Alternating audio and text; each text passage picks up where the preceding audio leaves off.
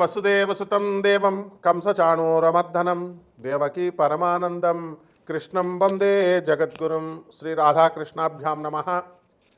కృష్ణం వందే జగద్గురుం, అర్జునం వందే జగదేక వీరం. ఓం శ్రీ ధర్మశాస్త్రాయ నమ. స్వామియే శరణమయ్యప్ప. మనము ఈ యొక్క శనిగ్రహము వక్రించి మనకి మీనరాశిలో ఉన్నాడు. మరి కార్తీక మాసం వచ్చేసరికి భక్తులంతా కూడా, అయ్యప్ప స్వామి భక్తులంతా కూడా నల్లని వస్త్రాలు ధరించి మనం అయ్యప్ప స్వామి కొండ మీదకి వెళ్తాం. అయితే ఈ నల్లది అనేటటువంటి వస్త్రాలు అజ్ఞానంలో ఉన్నారు.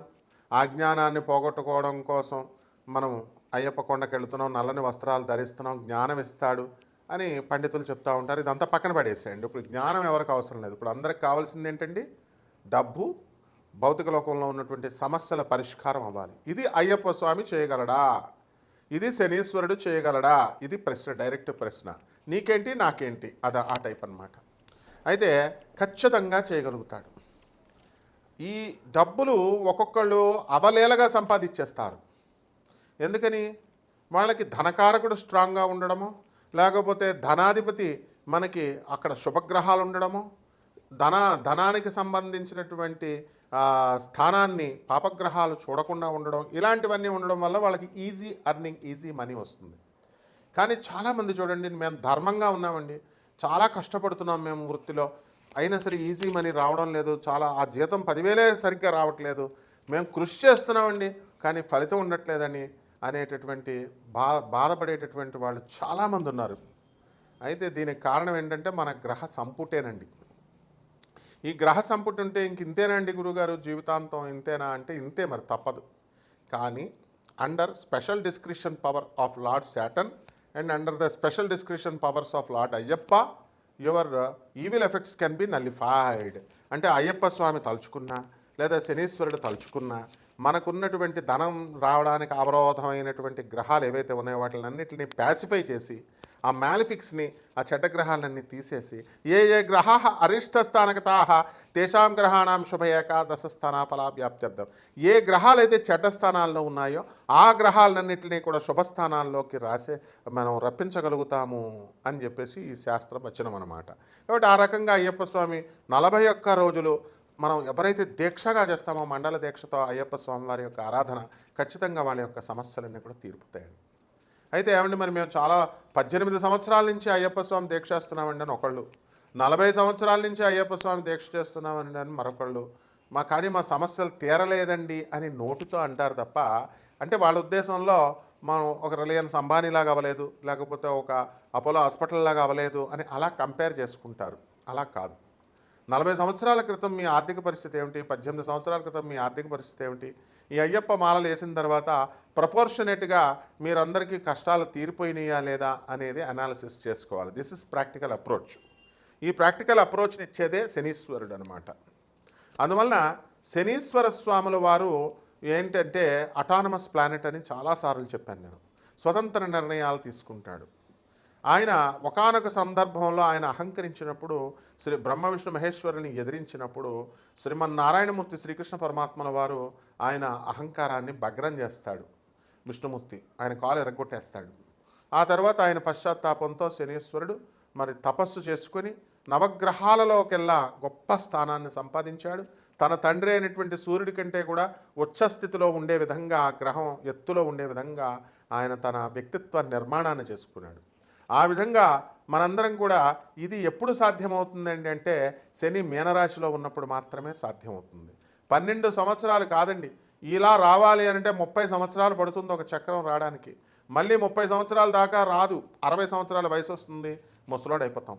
కాబట్టి మళ్ళీ ఇంకొక 30 సంవత్సరాలకు వస్తుంది, 90 సంవత్సరాలు వస్తుంది, పైకి టపా కట్టేస్తాం. అందువల్లనే ఏలినాటి శని, అర్ధాష్టమ శని, అష్టమ శని డేంజర్ అంటాం.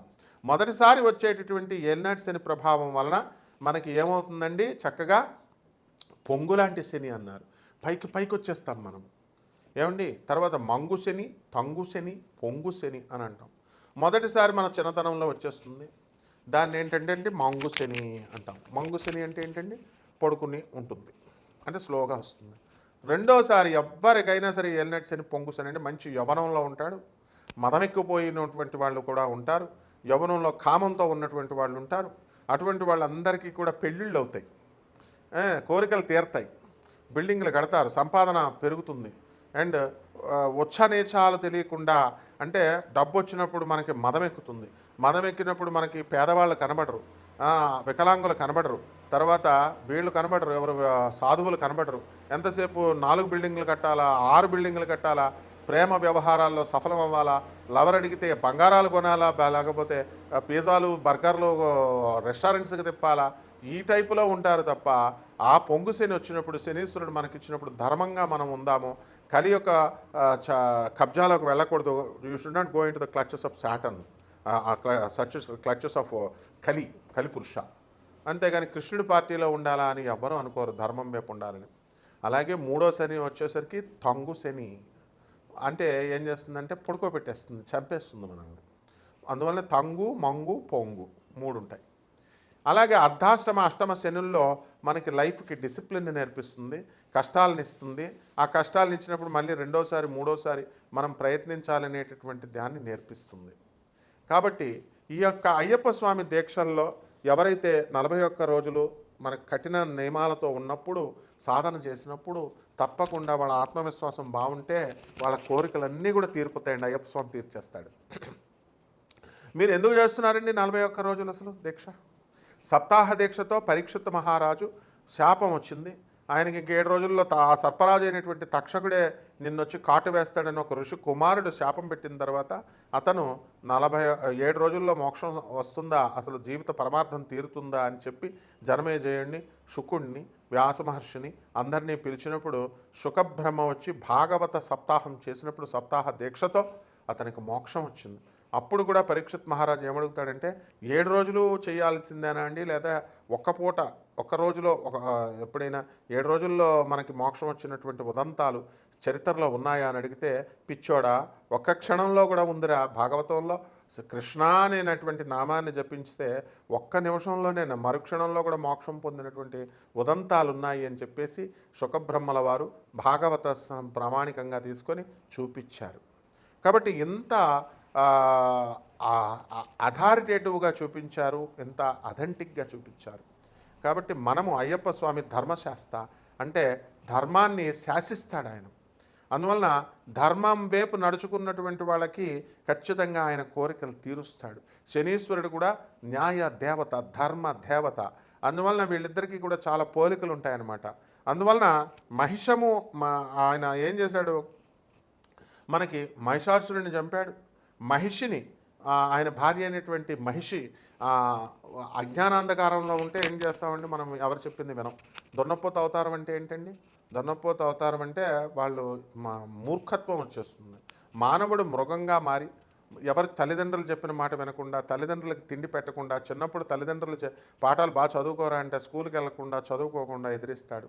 మధ్యలో ఉద్యోగం రాలేదని ఆ తర్వాత బాధపడుతూ ఉంటాడు. పెళ్ళం మాట వెండు, తాగొద్దురా చచ్చిపోతామంటే తాగుతాడు. ఆ తర్వాత స్నేహితులతో మంచిగా ఇచ్చేస్తాడు, ఎంజాయ్ చేస్తాడు. వార్ధక్యం కబలిస్తుంది, తర్వాత మనిషి చనిపోతాడు. పిల్లలకు పాపం ఆస్తులు సంపాదించలేదని వాళ్ళు తిట్టుకుంటారు. ఈ సంసార జంజాటం ఇలా జరుగుతూ ఉంటుంది కదా. ఇవన్నీ కూడా మూర్ఖత్వం. ఎందువల్ల చిన్నప్పుడు తల్లిదండ్రులు చెప్పినప్పుడు, చిన్నప్పుడు మేస్టారులు చెప్పినప్పుడు, గురువులు చెప్పినప్పుడు, పెద్ద అయిన తర్వాత ఆధ్యాత్మిక గురువులు, అంటే ఒక ఆధ్యాత్మిక గురువులు అంటే మీకు దొరికే ప్రతి ఒక్కళ్ళు కాదు నాయన. జగద్గురువులైనటువంటి ఆదిశంకరులు, వివేకానందుడు, ప్రభాత్ రంజన్ సర్కార్, ఆనందమూర్తి గారు, అలాగే పరమహంస యోగానందుల వారు, ఇటువంటి రమణ మహర్షి, ఇటువంటి మహానుభావులు చెప్పినటువంటి గురువులు చెప్పినటువంటి ఐడియాలజీని మీరు ఫాలో కాకుండా మీ ఇష్టానుసారంగా చేసుకుంటే అప్పుడు ఏమవుతుందండి, కష్టాలు అనేటటువంటివి వస్తాయి. కాబట్టి ఈ రకంగా మనము ఈ మహిషము అంటే అదే అర్థం, మూర్ఖత్వము అని అర్థం. ఆ మనలో ఉన్నటువంటి ఆ మూర్ఖత్వాన్ని, దీనంతటినీ కూడా తొలగించేది శనీశ్వర ఆరాధన, అలాగే అయ్యప్ప స్వామి ఆరాధన. 41 రోజుల పాటు మీరు అయ్యప్ప స్వామి దీక్ష చేయండి. మాల ఏమండి వేసుకోవడం కుదరడం లేదండి అని అంటే ఇంట్లో చేయండి, అయ్యప్ప స్వామి పూజ రెగ్యులర్ పూజ చేసుకోవచ్చు. ఆ విధంగా అప్పుడు ఉన్నటువంటి గ్రహ స్థితులను బట్టి కూడా మనం కనుక చూసుకున్నట్లయితే మనకి ఈ శుక్రుడు తులారాశిలోకి వచ్చాడు, బుధుడు వక్రించి నవంబర్ నెలాఖరికి మరి తులారాశిలోకి వచ్చాడు, శుక్రబుధులు ఇద్దరు కలిశారు. రవి నవంబర్ 15 వరకు రవి తులలో ఉండి ఆ తర్వాత వృశ్చిక రాశిలోకి వెళ్ళిపోవడం జరుగుతుంది. కుజుడు వృశ్చిక రాశిలోనే ఉంటాడు, అలాగే కేతువు సింహరాశిలో ఉన్నాడు. రాహువు మరి కుంభరాశిలో ఉన్నాడు, శని వక్రించి మనకి మీనరాశిలో ఉన్నాడు, కేతువు సింహరాశిలో ఉన్నాడు. ఈ రాశుల యొక్క గ్రహస్థితులన్నీ ఈ రాశుల్లో ఉండడం ద్వారా మనకి ద్వాదశ రాశుల వారికి ఏ ఏ ఫలితాలు ఇస్తారో మనం ఒక్కొక్క రాశి వారిగా మనం తెలుసుకునే ప్రయత్నం చేద్దాం. తప్పకుండా వాటి పరిహారాలు కూడా ఇంకా బాగా జరగాలంటే ఏమేమి పరిహారాలు చేయాలండి? అసలే కార్తీక మాసం, అయ్యప్ప స్వామి దీక్ష చేసుకోవాలా, శనీశ్వరుడు దీక్ష చేసుకోవాలా, వీళ్ళ యొక్క పూజలు చేసుకోవాలి. ఇంట్లో ఏ గుళ్ళకి గోపురాలకు వెళ్ళాల్సినటువంటి అవసరం లేదు. ఏ నియమాలు పాటిస్తే మనకు జరుగుతుందో ఈ వీడియోలో ఒక్కొక్క రాశి వారికి విడివిడిగా చూద్దాం. మిథున రాశి. ఈ మిథున రాశి వారికి అందరికీ కూడా మనకి ఈ యొక్క శని ఆరాధన, అలాగే ఈ యొక్క అయ్యప్ప స్వామి మాలలు వేసుకోవడం ద్వారా మిథున రాశి వారికి చాలా బ్రహ్మాండంగా కలిసి వస్తుంది. మనకు అక్టోబర్ 18 నుంచి డిసెంబర్ 5వ తేదీ వరకు మనకి మిథున రాశి వారికి అందరికీ కూడా ఏం జరుగుతుందండి అంటే మనకి ఈ యొక్క గురుడు బలపడ్డాడు, ధనకారకుడు బలపడ్డాడు. కాబట్టి ధనము అధికంగా రావడానికి అవకాశాలు అధికంగా కనబడుతున్నాయి. కాబట్టి ఈ రాశి వారికి అందరికీ కూడా మిథున రాశి వారు అనుకున్న పనులు అనుకున్నట్లు సాధించడానికి అవకాశాలు అధికంగా కనబడుతున్నాయి. కాబట్టి ఈ యొక్క మిథున రాశి వారికి స్త్రీల నుంచి కాస్త ఇబ్బందులు రావడానికి అవకాశాలు ఉన్నాయి. ఆప్తుల్ని కొంచెం దూరం చేసుకునేటటువంటి అవకాశాలు అధికంగా కనబడుతున్నాయి. అదేవిధంగా పంచమ స్థితిగతుడైనటువంటి ఈ యొక్క రవిగ్రహ ప్రభావం వలన మనకి పిల్లలకు సంబంధించినటువంటి అనారోగ్యాలు, పిల్లలకు సంబంధించి ఎక్కువ ఆలోచనలు చేయడం అనేటటువంటి జరుగుతుంది. ఓవర్ థింకింగ్, ఓవర్ అనలైటికల్గా మీరు ఉండడం అనేటటువంటిది జరుగుతుంది. కాబట్టి ఈ రాశి వారికి అందరికీ కూడా మనము ఎన్నో పనులు మనం సాధించుకోవాలి అనేటటువంటి కసి ఈ మిథున రాశి వారిలో ఉంటుంది. విదేశాలకు వెళ్ళాలి అని అనుకునేటటువంటి వాళ్ళంతా కూడా విదేశాలకు మీరు వెళ్ళేటటువంటి అవకాశాలు ఉన్నాయి. కాబట్టి ఈ రాశి వారికి దైవ ఆరాధన చాలా అవసరము. అందులో ముఖ్యంగా శనీశ్వరుడికి సంబంధించినటువంటి ఆరాధన చాలా అవసరము. అలాగే అయ్యప్ప మాలలు కనుక ఎవరైనా మిథున రాశి వాళ్ళు కనుక వేసుకున్నట్లయితే వాళ్ళందరికీ కూడా లాభాలు అధికంగా రావడానికి ఎక్కువ అవకాశాలు ఉన్నాయి. కాబట్టి ఈ రాశి వారికి అందరికీ కూడా మీరు విదేశాలలో వెళ్ళి ఉద్యోగాలు చేయాలండి అని అప్లై చేసుకున్నటువంటి వాళ్ళు ఉంటారు. అటువంటి వాళ్ళంతా కూడా విదేశాలకి ఎక్కువ అవకాశాలు మీకు రావడానికి అవకాశాలు ఉంటాయి. ఆ విధంగా ఓవరాల్గా ఇల్లులు కట్టామండి, ఈ యొక్క అవి ఇల్లులు అమ్మేసుకొని మళ్ళీ మా యొక్క హస్బెండ్లతో ఫ్రెండ్స్తో మేము సగం ల్యాండ్ తీసుకొని మళ్ళీ మేము ఇల్లులు నిర్మాణం చేసుకుంటున్నామండి అనుకునేటటువంటి వాళ్ళు ఉన్నారు. మరి అటువంటి వాళ్ళకు తర్వాత రానున్న భవిష్యత్తులో ప్రాబ్లమ్స్ రావడానికి అవకాశాలు ఉంటాయి. కాబట్టి పరిహారాలు ఏం చేసుకోవాలండి అంటే మీరు ఈ మిథున రాశి వారికి అర్ధాష్టమ రవి జపం చేసుకోవాలా, రవి స్తోత్రాలు చదవాలా, రవికి కిలోంపావు గోధుమల్ని ఎరుపు రంగు వస్త్రాలని ఇచ్చి పేద బ్రాహ్మడికి మనము ఆదివారం నాడు ఉదయం 6 గంటలకి మీరు దానము చేసుకోవాలి. ఆ విధంగా ఈ యొక్క మిథున రాశి వారికి శని వక్రించి ఉండడం వల్ల శని జపం చేసుకోవాలా, శని స్తోత్రాలు చదవాలా, శనికి కిలోంపావు నల్ల నువ్వుల్ని నల్లని వస్త్రాలను ఇచ్చి పేద బ్రాహ్మణుడికి దానం చేసుకోవాలా, అయ్యప్ప స్వామిని నిత్యము ఆరాధించాలి, అదేవిధంగా శనీశ్వరుని కూడా ఆరాధించాలి. రవి చుట్టూ అంటే ఈ యొక్క పీపల్ ట్రీ అంటే ఈ యొక్క రావి చెట్టు చుట్టూ మీరు తిరుగుతూ ఓం శనేశ్వరాయ నమః అంటూ మీరు తిరగాలి.